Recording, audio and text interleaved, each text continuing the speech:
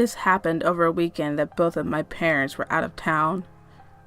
My cousin was getting married, so my parents had left that Friday night and would return Sunday morning, making it the perfect Saturday night for my brother to invite over his friend. For some backstory, it's important for you to know that my brother, Evan, was the black sheep of our family. We as a unit were very Christian people who attended church every Sunday and prayed over every meal. And while my brother participated in these same religious rituals as the rest of us, we all knew there was just something different about him. You see, he was the kid that you'd see in the hallways at school, wearing all the emo gear and chatting about their new My Chemical Romance album. Most people couldn't guess I was his sister, as my pinks and bright blues just didn't match his dreary black attire. Anyway, the night that my parents left for my cousin's wedding was the first time I had ever heard of a Ouija board. I was only 14, and Evan was 16 going on 17. After he had made me dinner, he had instructed me not to go into his room. I didn't question it, as I never wanted to go into that dirty hellhole anyway, but I'll admit his room made me curious. I recall on some nights that I would walk past it and I swear I could hear him talking to someone. I always assumed he was on the phone, but then it started happening super late at night. I'm talking 1 or 2 a.m. I'd get up to get a glass of water or use the restroom and my brother would just be in his room chatting away. But since the door was closed, I never knew to whom he was speaking. I was just about to go to bed when I walked past his room.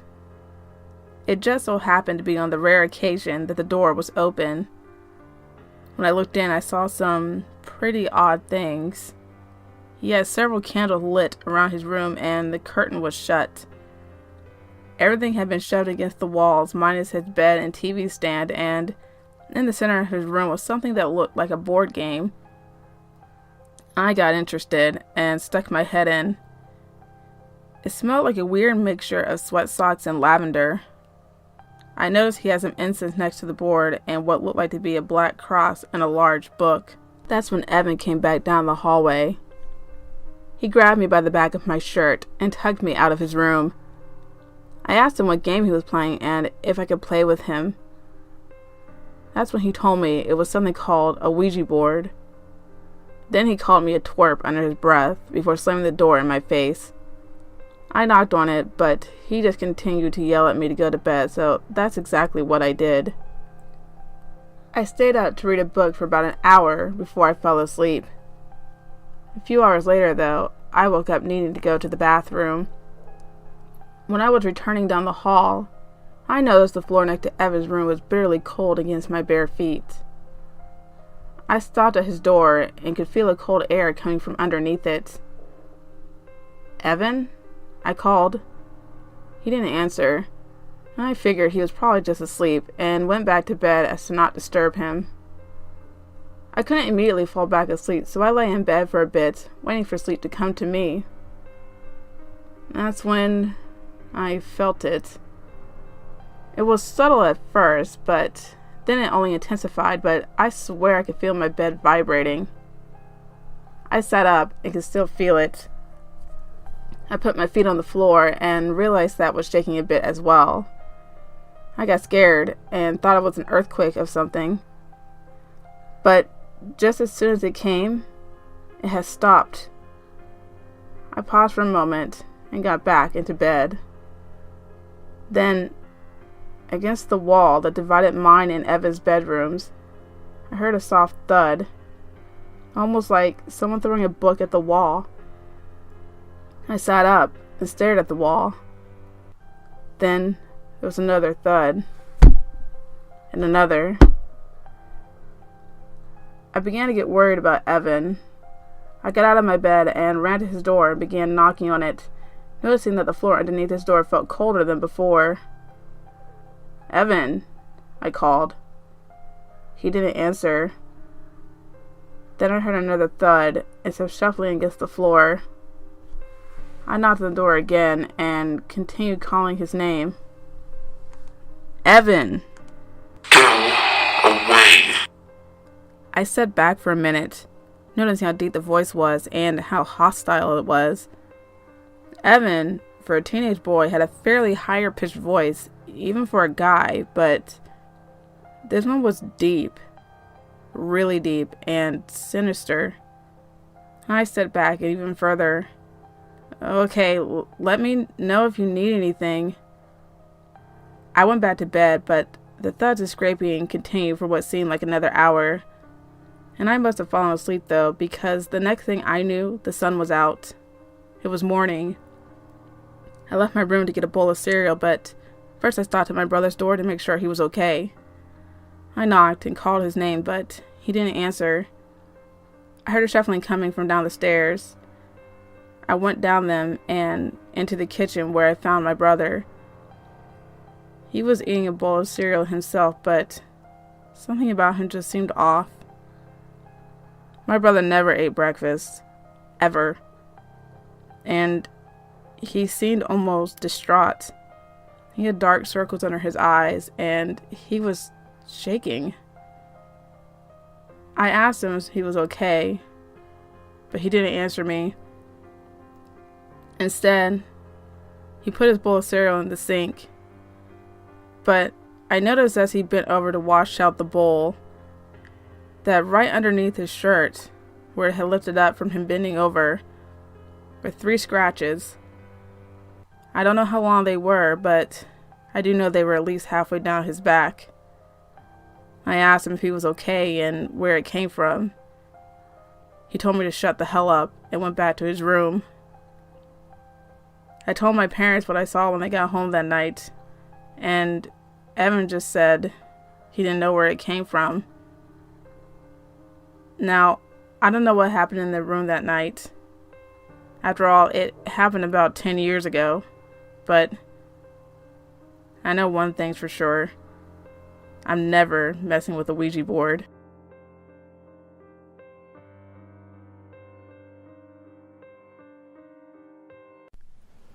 This just happened last night, and I don't know exactly what to make of it. I'm an 18-year-old man who lives at home with his mom.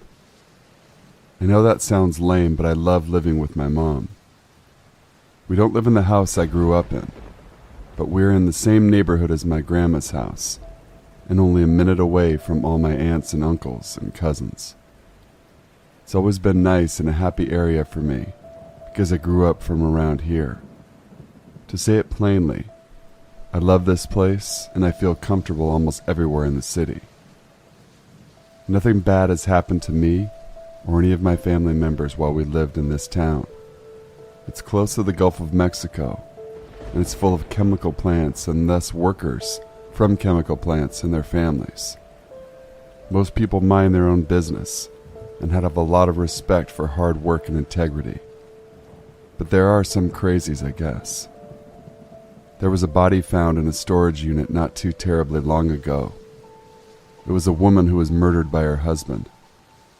He wasn't charged because he committed suicide or had in some other way since passed.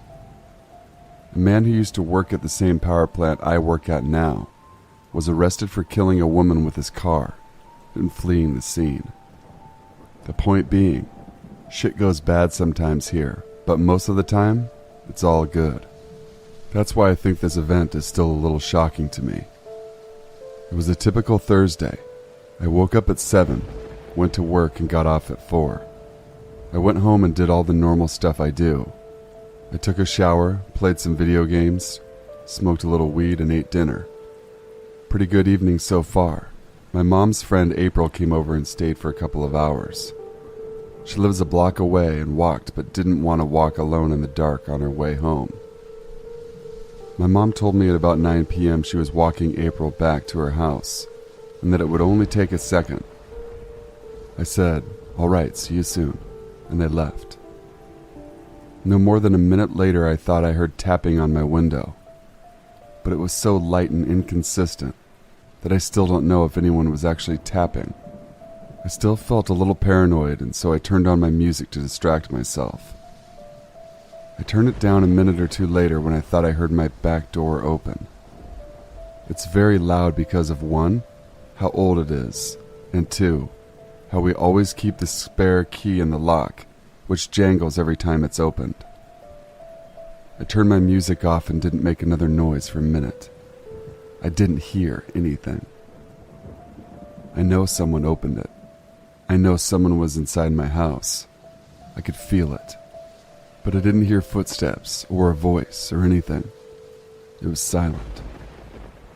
I was kind of scared, but I quickly told myself to grab the knife I keep in my desk drawer.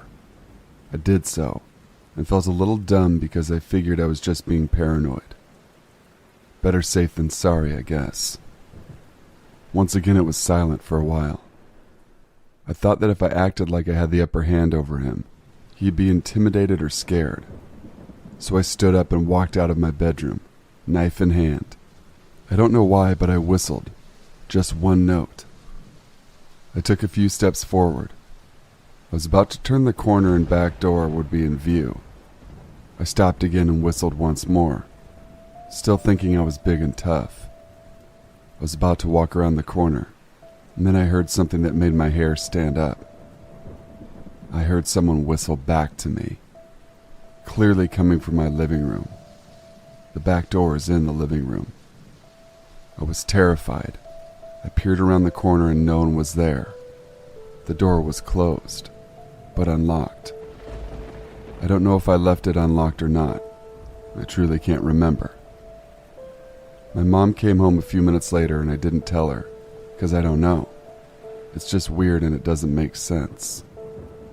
I don't know what to do or to think about this whole situation.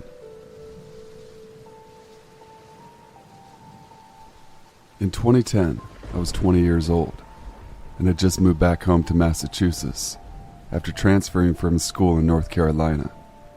My best friend June's roommate was conveniently moving out of their apartment, so I took over the lease. It was a tiny apartment on the second floor. There were 4 apartments chiseled out of an old large house, and the building was set back from a moderately busy intersection in a college area. Still, it was my hometown. The landlord was the ex-mayor. I hadn't yet met any of the other occupants or neighbors, but that really hadn't even occurred to me. I felt perfectly safe in this apartment. I was home alone one night, a couple days after moving in. I'd just gotten in and I was unloading dishes in the kitchen, across the apartment from the front and only door. There was a knock on the door. June worked in the neighborhood, liked to hang out at a nearby coffee shop, and we did have a few friends who lived a few streets over. She walked everywhere, and it wouldn't have surprised me if she had just stepped out for a minute and left her keys inside. Thus, I really didn't think twice about swinging open the door. A stranger stood on my doorstep. He was well dressed, clean-shaven and smiling. He looked completely normal. This was before I grew older and more jaded, and became a bit obsessed with true crime. So I took him at his word when he started talking. He said that he was a neighbor, and that he had locked himself out of his apartment. He introduced himself and mentioned people's names. I assumed these were other neighbors. He asked if he could borrow a phone to call his wife. I said, "Oh, sure," and with him still standing on the doorstep, turned to grab my phone from the coffee table. I had my back to him for less than 10 seconds while he came inside, sat on a chair right by the door, and shut it behind him. When I turned back around and saw him, I was terrified and shocked. He reached his hand out for my phone, and like the shocked idiot I was, I instinctively handed it to him. Instead of hanging on to my lifeline, I had handed it to some strange man sitting, uninvited, in my living room. I immediately began kicking myself and started to look around for things to possibly bludgeon him to death with, if push came to shove. There was nothing, save a small ceramic bunny sitting on top of the TV. While I was fruitlessly scanning for a murder weapon, he was calling his wife. He called her 3 times, but she wasn't picking up. After he hung up the phone, he asked if I could give him a ride somewhere, since he had locked his keys in his apartment. He obviously couldn't drive himself. Immediately I sprung into action, lying my ass off. Oh, Well, my boyfriend borrowed my car to go to work, but he should definitely be home by now. He actually just lives up the street, so we can just walk over there now. I'll call and let him know that we're coming. I was petrified, but I somehow sold the story. Even though I was lying through my teeth, he reacted instantly, and just how I wanted him to. Oh, no, that's okay. Don't want to bother you. Thanks anyway. He stood up in a hurry, handing my phone back to me. Have a good night, we both said as he left. After he left, I had locked the doors behind him and calmed down a bit. I thought maybe I had been overreacting. Maybe he was just severely nervous or socially awkward, who really was locked out of his apartment. Maybe I was being too harsh in my assessment of him as a would-be murderer, but I couldn't let it go. This nagging feeling that something hadn't been right, that I really had been in danger. I wanted to know for sure, so I decided to redial his wife's number. Instead of a voicemail, there was an error message stating that the number didn't exist. He hadn't been calling anyone. I never saw him again, but he obviously wasn't a neighbor.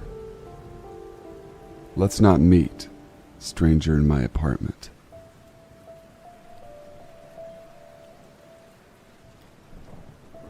So it happened at the beginning of summer 2017, 3 a.m. One night I went drinking at my friend's house. Long story short, 3 people in a small bed was nothing short of annoying. So I told them that I would just walk home instead of staying over, as it wasn't that far away. I left my car there with the intention of picking it up the following day. I'd settled with putting regular clothes over my PJs for the trip because I was lazy, drunk, and it was chilly out at that time of night. Ready, I left the house and started walking. On the very first street, I crossed a man walking in the opposite direction. Wanting to see if he had gone on his way, I looked back and saw him standing there, on the other side of the street, looking straight at me. I got chills down my spine and tried not to let my imagination run wild as I continued on my way. Suddenly, I heard footsteps behind me. I glanced back and saw that the man was a few feet behind me, now walking in the same direction and on the same side of the street. I began to freak out, but I was reaching a big street with a lot of lights and thought I would soon be in the clear. Every time I'd look back, I couldn't see his face, as it was obscured by a baseball hat and hood. I was yearning for him to show me his face, smile and say, "I'm not following you. We're just on the same path." That didn't happen. Still panicking, I decided to cross the street to gain some distance between us. Because of this, I ultimately had to cross the street again, and then pass in front of him to get to my street. I decided to enter 911 on my phone without actually making the call, just in case. I was still trying to convince myself that he wasn't stalking me. If he were still following me when I got to my street, I'd go through with the call. So I crossed the street again, passing in front of him at a distance, and got to my street. I used this opportunity of covering buildings to jog ahead, but stopped short, not wanting him to see me hurrying away. If he'd started chasing me at a run, I would come out of the loser. Again, steps sounded behind me. It was him. I went through with the 911 call, just to talk to someone, and maybe gain some sense of security until I got home. The agent on the phone asked me if I wanted the police to assist. I said no, that maybe this was all paranoia, and that I just needed to talk to someone until I got home. The agent on the phone asked me if I was on 8th Avenue, and I answered that yes, I was. Damn, that felt good. My cell location had given him the clue. So then the agent asked me to describe the man that was following me. Dark blue jeans, black shoes, a gray hoodie zipped all the way up, and a black baseball cap that hid his face. Arriving at my apartment building, I dashed inside and secured the lock. I thanked the agent on the phone, telling him that I was home safe and heading down toward my apartment. Looking back to the front door one more time to see if everything was okay, I saw the man peering in, likely watching to see which apartment I was about to enter. I freaked out. I asked the 911 agent to send the police now. When the stalker saw me looking at him, he pulled away, crossing the street to sit on a bench in front of a building. I was so afraid to go into my apartment, not wanting him to know where I lived, especially since I was in the basement and my windows were all street level. But I couldn't just stand in the hallway until morning, so I went into my apartment, not turning on any lights, and discreetly closed all my blinds. I was shaking. Looking out, I saw the police spot the man and then begin talking to him. Searching him, they then escorted him to their car and took him away.